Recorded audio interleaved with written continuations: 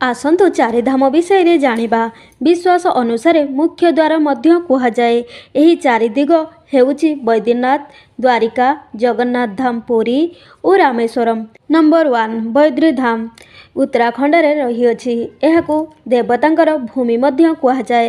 ବଦ୍ରିଧାମକୁ ସତ୍ୟଯୁଗର ଧାମ ମଧ୍ୟ କୁହାଯାଏ। ଏଠି ଭଗବାନ ବିଷ୍ଣୁ 1000 ବର୍ଷ ତପସ୍ୟା କରିଥିଲେ। ନମ୍ବର 2 ରାମେଶ୍ୱରମ୍ ଯାହା ତାମିଲନାଡୁରେ ରହିଅଛି। ଏହି ଧାମକୁ ତ୍ରେତୟା ଯୁଗର ଧାମ କୁହାଯାଏ।